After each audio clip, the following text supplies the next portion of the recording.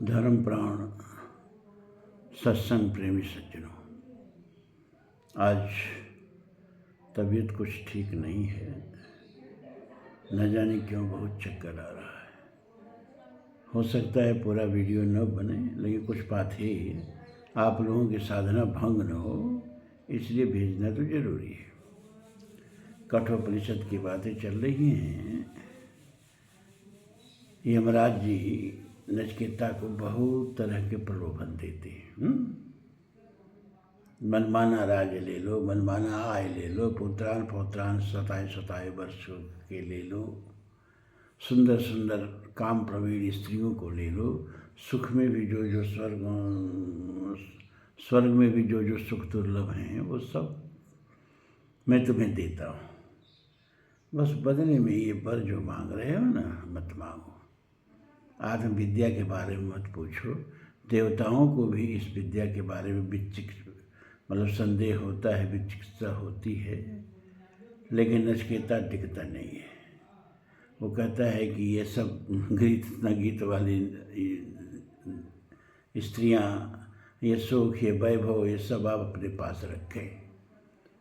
हमें तो बस आत्मविद्या के बारे में जानना है कि मरने के बाद मनुष्य का अस्तित्व किस रूप में रहता है। सीधे सीधे मृत्यु के मुंह से यह सुनना चाहते हैं नचिकेता। कठऋषि ने इतना सुंदर रूपक बनाया और इस माध्यम से देखिए कितना गूढ़ तत्व आपको समझाने का प्रयास कर रहे हैं। तो यमराज बहुत प्रसन्न होते हैं नचिकेता पर और उनको अलग से वर देते हैं कि तुमने ये जो तीनों अग्नियों के बारे में पूछा, इन अग्नियों का नाम तुम्हारे ही नाम पर नचिकेता अग्नि रहेगा।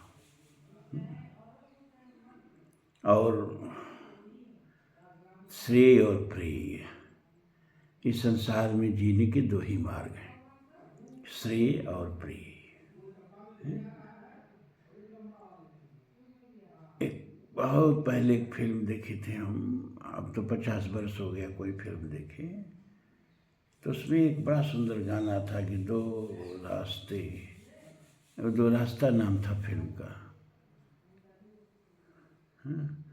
तो उसमें गाना था कि दो रंग जीवन के दो रास्ते, एक रास्ता मंदिर को जाए, एक जाए मैखाने को। जो रास्ता मंदिर को जाए उसे श्रेय मार्ग समझो, और जो रास्ता मैखाने को जाए उसे प्रिय मार्ग समझो। अब मैखाने का मतलब यहाँ शराब खाना मत लगा लेना।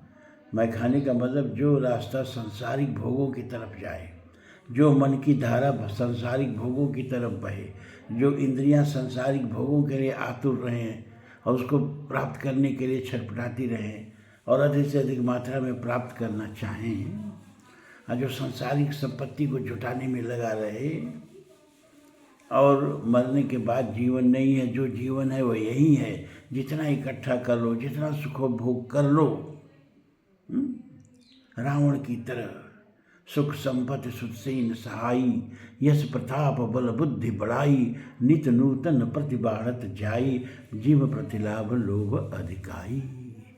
ये 10 चीजें जो हैं, सुख और संपत्ति और संतान, सेना, सहायक, यश प्रताप, बल बुद्धि बड़प्पन,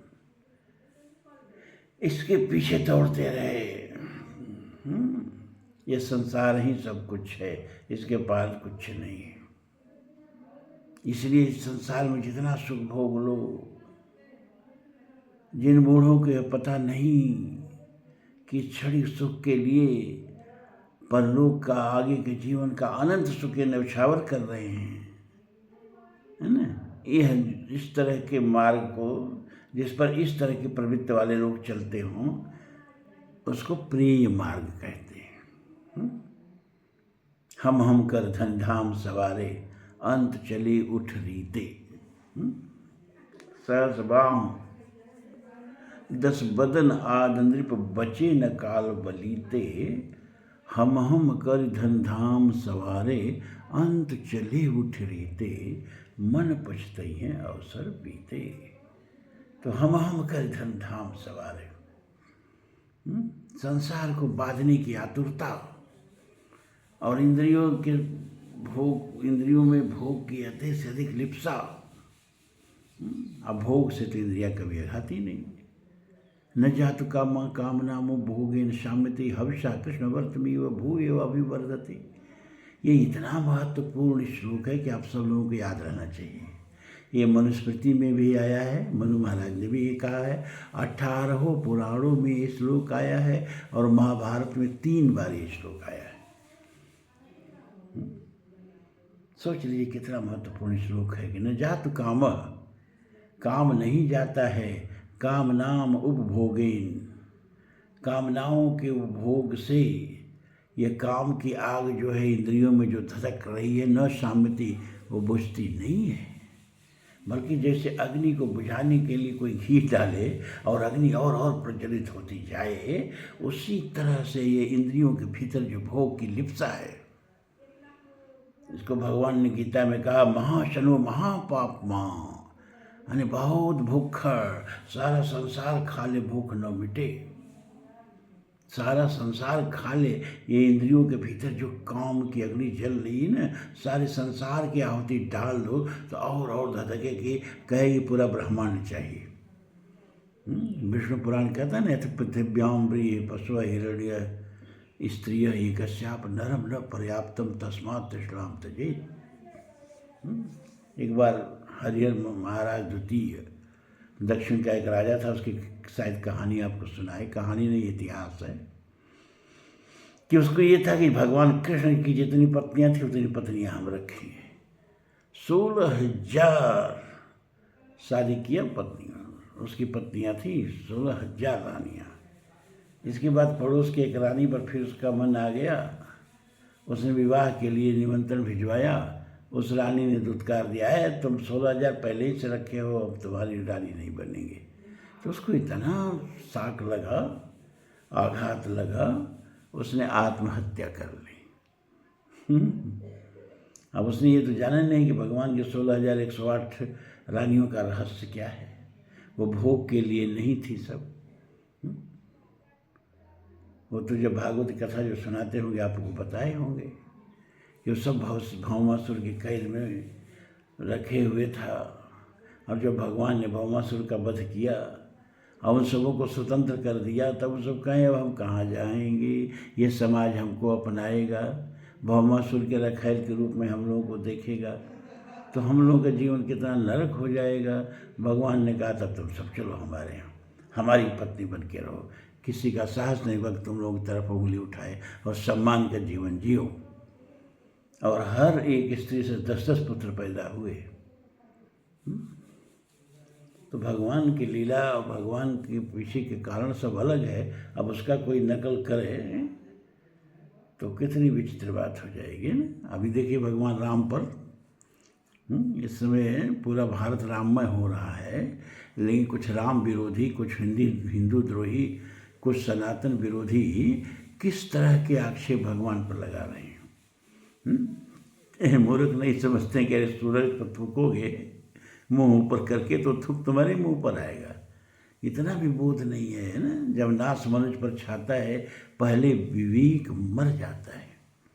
तो तरह तरह के आरोप भगवान पर। अब एक ने तो उनको मांसाहारी बना दिया, अब तो कुछ बचा ही नहीं। जिनके भक्त लहसुन प्याज तक नहीं खाते हैं, उन भगवान को मांसाहारी बता दिया कि जंगल में कहाँ रोटी पाते थे, चावल दाल पाते थे, क्या खाते थे।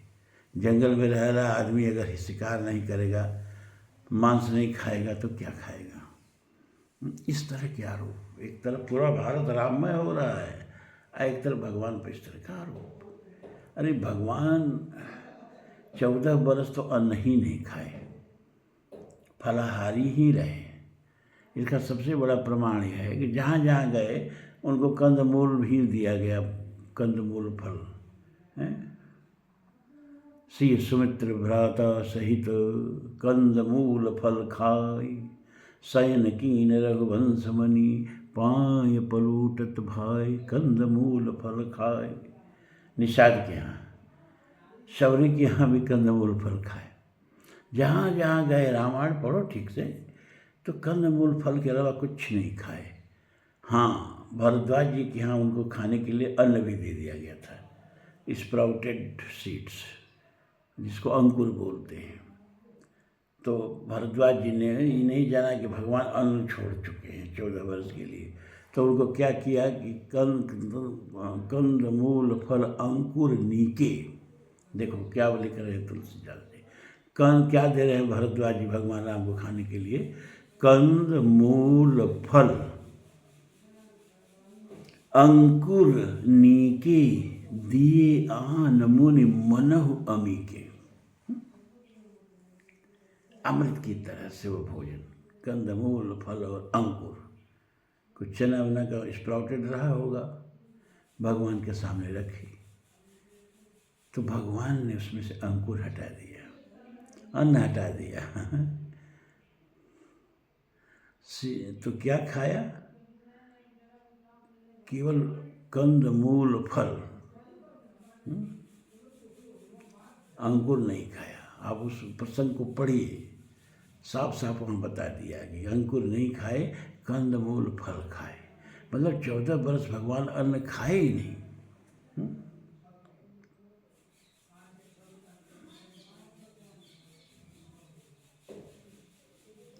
साफ साफ बताया, अति रुचि राम मूल फल खाए, मूल फल खाए, अंकुर नहीं खाए। उन राम जी को मांसाहारी बताया जा रहा है। हाँ, शिकार का वर्णन है कि पावन मृग मारे ही जिय जानी, नित प्रति नृप ही दिखावही आनी।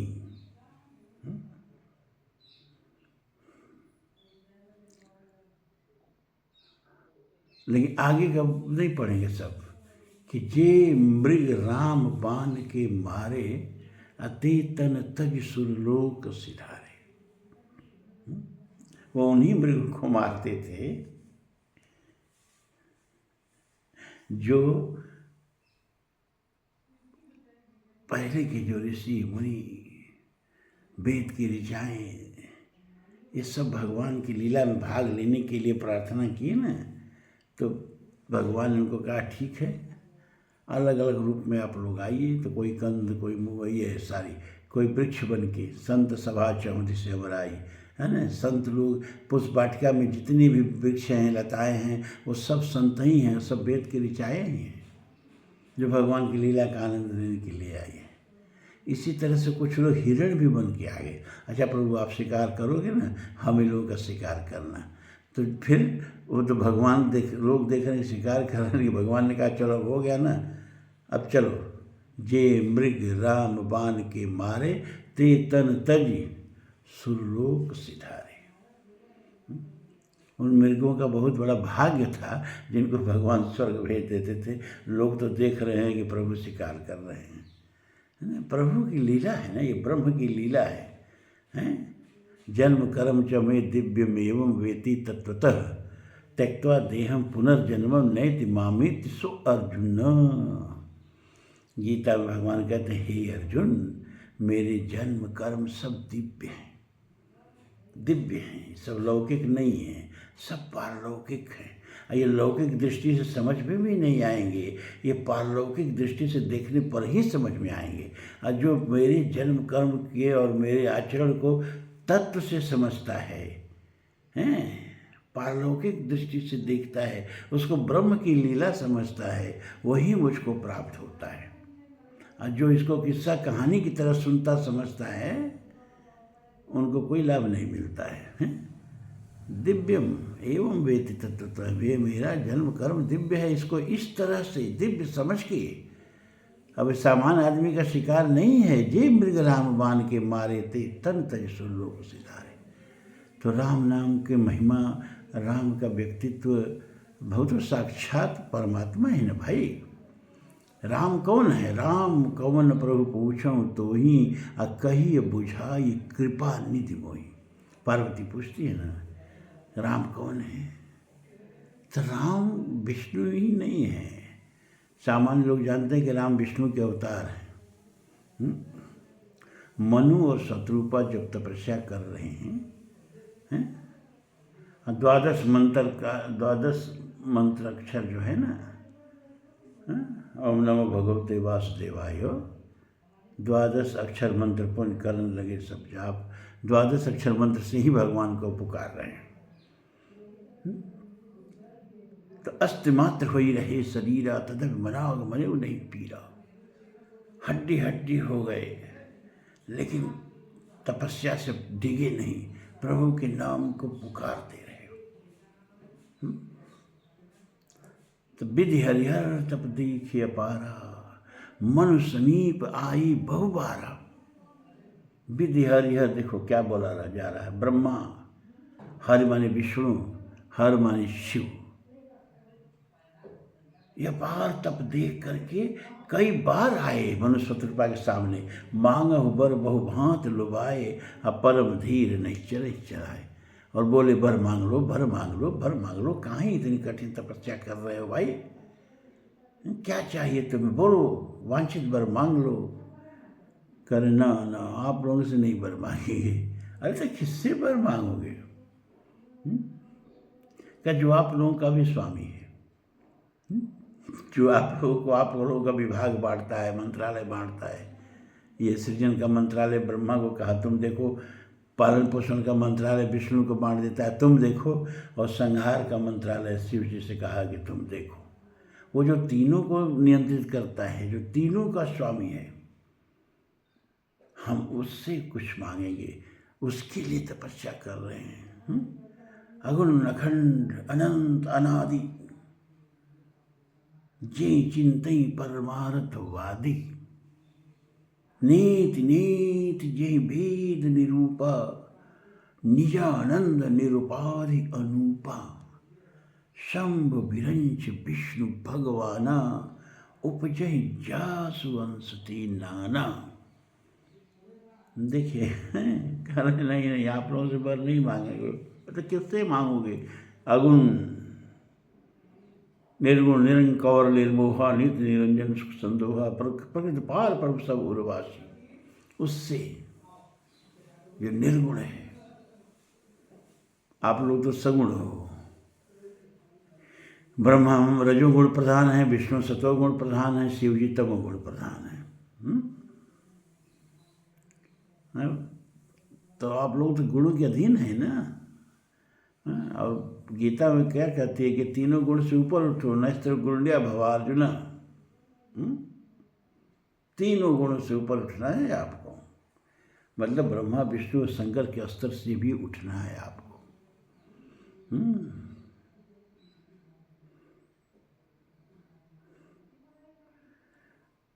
तो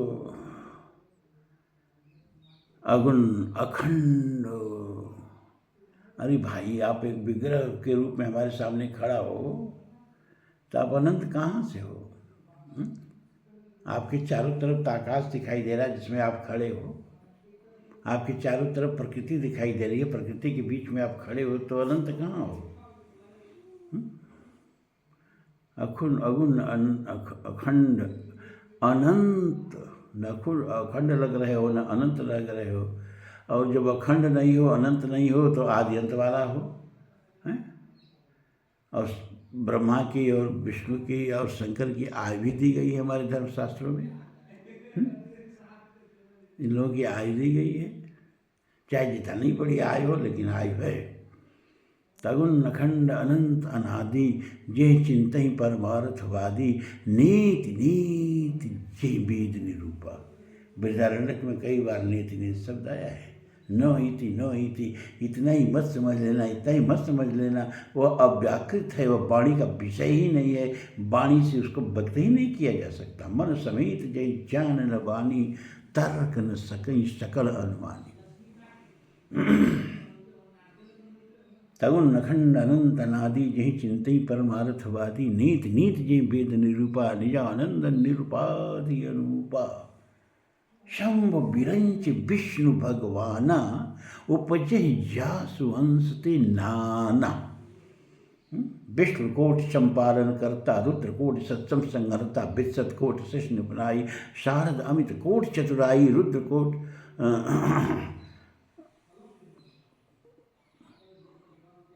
रुद्रकोटि सत्सम संघरता,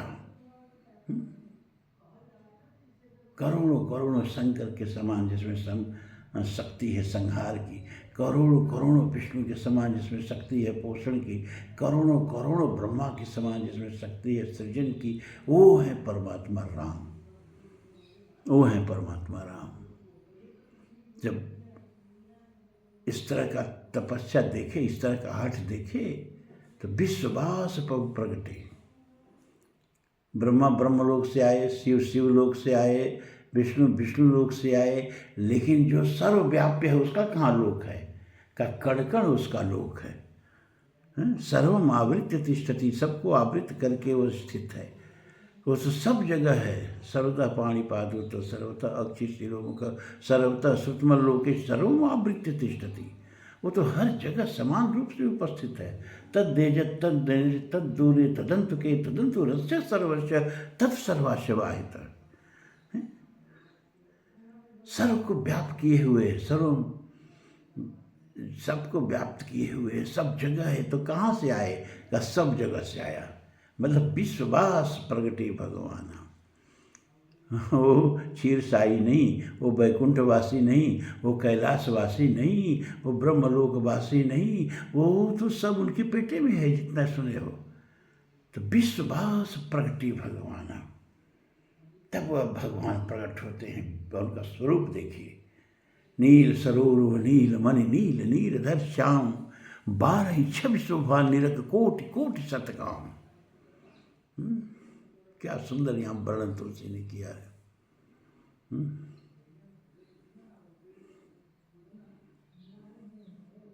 शरद मयंक वदन छवि सीमा, चारु कपोल चिबुक तर ग्रीवा, अरुण अधर रद सुंदर नाशा, विधुकर निकर विनिंदक हासा।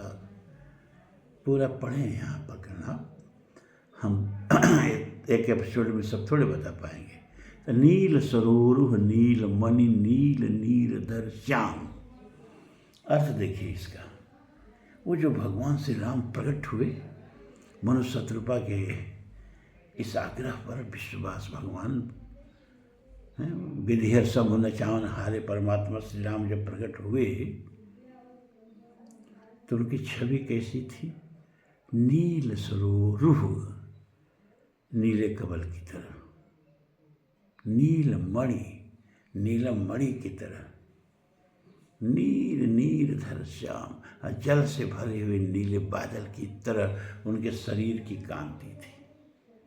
एक उपमा से काम चल सकता था, नील सरोवर कह देते तो काम चल जाता है, नीलम मणि की तरह शरीर की आभाती कह देते तो काम चल जाता है, नीले जल से भरे हुए बादल की तरह शरीर की शोभा थी तो काम चल जाता।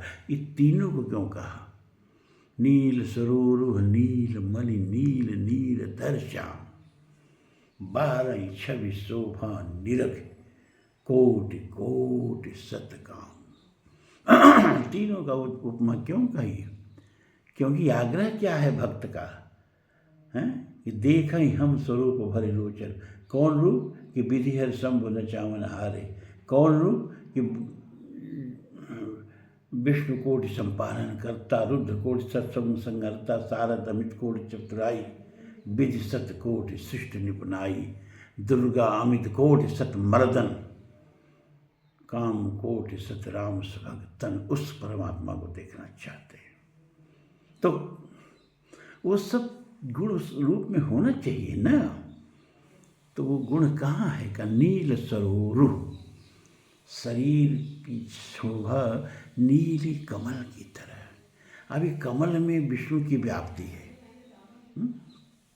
क्योंकि विष्णु की नाभि से कमल निकला है, कमल नाभि कहते हैं विष्णु को। तो कमल से कह करके दिखा दिया कि इस व्यक्तित्व में विष्णु का भी छवि समाई हुई है, नील मणि। और हाँ, विष्णु के नाभि से कमल निकला और कमल के ऊपर ब्रह्मा जी निकले। यही ना पुराणों में लिखा है कि विष्णु के नाभि से कमल निकला। अब आप लोग समझते होंगे ना। देखो भैया, ठीक से नहीं समझने से भी सब अर्थ गड़बड़ हो जाता है। अब आप लोग समझते हो कि हम लोग की नाभि की तरफ विष्णु भगवान की नाभि होगी, और उस नाभि में जैसे आजकल हम कमल देखते हैं डंठल वाला, वैसा कमल निकला और कमल पर ब्रह्मा बैठे, कमल से ब्रह्मा पैदा हुए। तो लोग कहते हैं कि भैया कितना मजबूत कमल था, वो कैसी नाभि थी, और नाभि में से कमल निकला तो हमेशा नाभि में पीड़ा होती रही होगी। और कमल पर जब ब्रह्मा बैठे तो कमल का डंठल टूटा क्यों नहीं, और कमल से ब्रह्मा कैसे उत्पन्न हो गए? ये सारे सवाल पूछे जा सकते हैं। और सामान्य जो गाना बजाना करते हैं व्यास लोग, बताते भी नहीं होंगे। और गाने वाले भी इतना चुटकुला भी मस्त है कि इतना गंभीर प्रश्न पूछे ही काहे को। अरे भैया, विष्णु माने एक शरीर मत समझो, बपस ब्रह्मांड, सारा ब्रह्मांड ही जिनका शरीर है। इदम ऋग्वेद कहता है, इदम विष्णुर्वि चक्रमीति निधते पदम समूढ़मस्यम पांसुरेश्वाहा। ये भगवान विष्णु, इनके पैरों में जैसे हम चलते हैं धूल लग जाती है, वैसे ही सारा ब्रह्मांड जिनके पैरों में धूल की तरह चिपका हुआ है।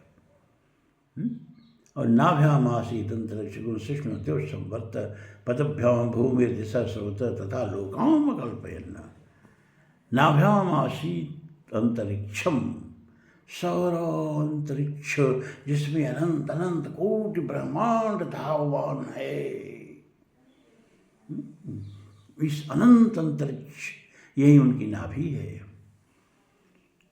तो इसमें कमल क्या है? काई भाई देखो, ये संसार का जितना पदार्थ है ना,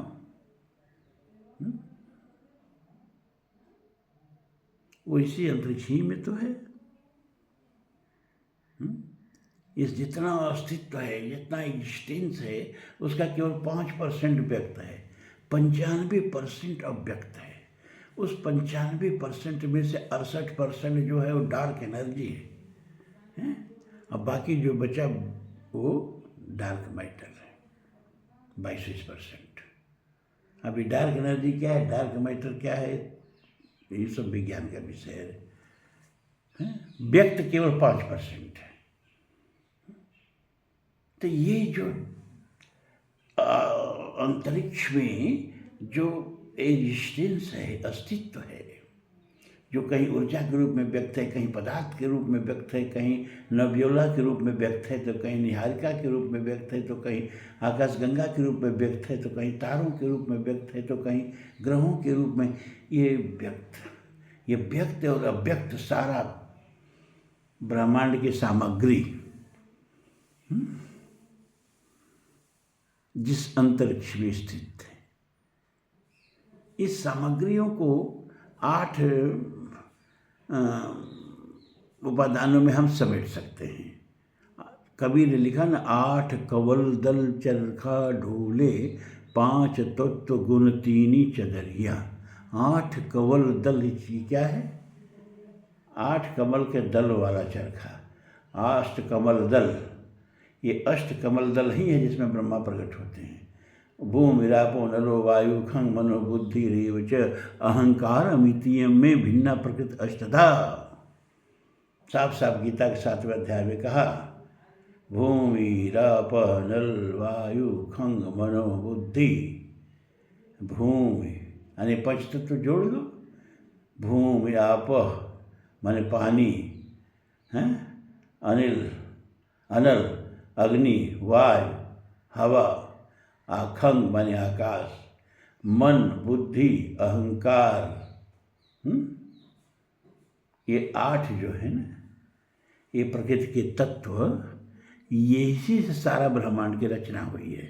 यही कमल है। ये पानी में खिलने वाला कमल मत समझ लेना। 8 कमल दल चरखा डोली, 5 तत्व गुण तीनी, 3 गुण सतोगुण रजोगुण तमोगुण, 5 तत्व क्षित जल पाव गगन समीर। इसी से सारा ब्रह्मांड बने ना, यही कमल दल की पंखुड़ियाँ हैं। और इसी में हिरण्यगर्भ पैदा होता है जो ब्रह्मा है। कमल में ब्रह्मा पैदा हुआ, मतलब इस परमात्मा उपादान की सामग्री बना दिया।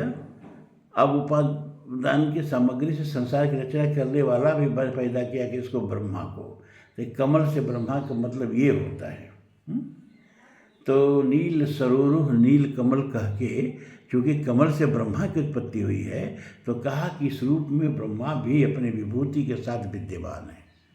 और नील मणि, कौस्तुभ मणि हमेशा विष्णु भगवान धारण करते हैं, जो समुद्र मंथन से निकली। तो नीलमणि कह के बताया कि इस विग्रह में, इस व्यक्तित्व में जो मनुष्य कृपा की तपस्या से प्रकट हुआ, इसमें विष्णु भी अपने विभूति के साथ शामिल हैं। और नील नीरधर श्याम, नीरधर भगवान शिव का एक नाम भी है। क्या? वो जटा, गंगा का जल धारण करते हैं ना अपनी जटा में, तो भगवान शिव भी अपनी विभूति के साथ इस रूप में विद्यमान है। और साधना के तीनों सोपान इस रूप में विद्यमान हैं। क्या? कमल जो है वो वैराग्य का प्रतीक है, यानी वैरागी भी जो हैं विराग के मार्ग से भी जाते हैं। रहे कहावत परम विरागी जन जैसे लोग, उनका भी गंतव्य यही है। यानी वैराग्य के मार्ग का भी लक्ष्य, अंतिम लक्ष्य यही है। यही वैराग पहुँच के कृतकृत्य हो जाता है। और नीलम मणि, मणि क्या है ना, अंधेरे में रख दो, प्रकाश में रख दो, कहीं रख दो, उसका प्रकाश अडिग रहता है, एक रस रहता है। ज्ञान का मतलब है जो त्योकार एक रस रही, सुख में, दुख में, हर्ष में, विषाद में, हैं सब में जो एक रस रहे। जड़ हर्षई सुख दुख बिरकाई, दोषम धीर धरई मन माई, सुखे दुखे समय कृत्वा लाभा लाभो जया जयो, जो सब में समान रूप से रहे। सुख और दुख, जय और पराजय, ज्ञान अज्ञान, हर्ष विषाद, मान अपमान, सब में सम, उसको ज्ञानी कहते हैं। तो ज्ञान मार्ग का भी अभिष्ट यह रूप है जो प्रकट हुआ है मन शत्रुपा की प्रार्थना से। और भक्ति, परम प्रेम स्वरूपा रस रूपा च, नारद ने भक्ति सूत्र में कहा कि रस रूपा च, रसो वै सह। वेद कहता है रसो वै सह, परमात्मा क्या है? रस है। रस आनंद का रस, आनंद सिंधु सुख राशि, शी करते त्रैलोक सुपासी। आनंद का लहराता हुआ समुद्र है, आनंद का लहराता हुआ रस है, रसो वै सह।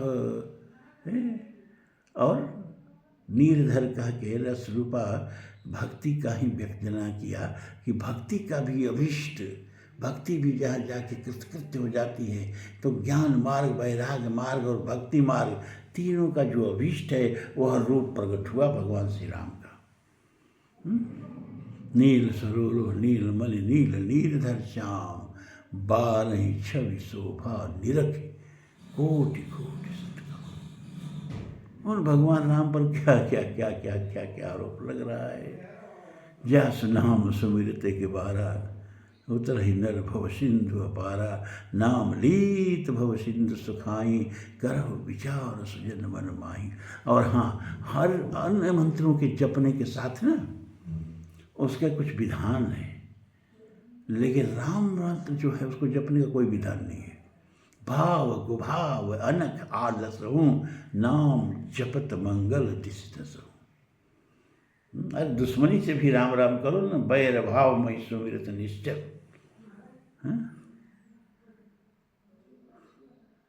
भगवान निशाचरों को परम गति दे रहे हैं। किसी ने पूछा क्या कर रहे हैं भगवान? का अरे बैर भाव सुमिरत मई निश्चल, मेरे नाम का स्मरण तो कर रहे हैं, बैर से ही सही, भाव कुभाव अन्न के आलस रहो।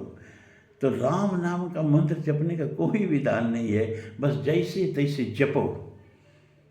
जाकर नाम मरत मुखे आवा, अजमो मुक्त हो श्रुति गावा। ऐसे प्रभु श्री राम आज 22 को विराजमान होने वाले हैं अपने घर में, अपने गृह में। और इधर राम विरोधी, सनातन विरोधी, आत्मघाती, ये देखना कितना पतन के मार्ग में जाएंगे। अब 24 के बाद इन सबों को खोजना पड़ेगा कि कहाँ कहाँ गए सब। राख को सकई राम कर द्रोही, राम विमुख असहाल तुम्हारा, रहा नकुल को रोवन आरा। राम को मांसाहारी बताना, राम को क्या क्या बताना, बड़ा पीड़ा होती है। कहाँ भाग गए हम। और आज देखो तबीयत ठीक नहीं है ना, इसीलिए बहुत समाप्त कर रहे हैं यहीं पर। फिर कल फिर आगे कठोपनिषद लेके चलेंगे।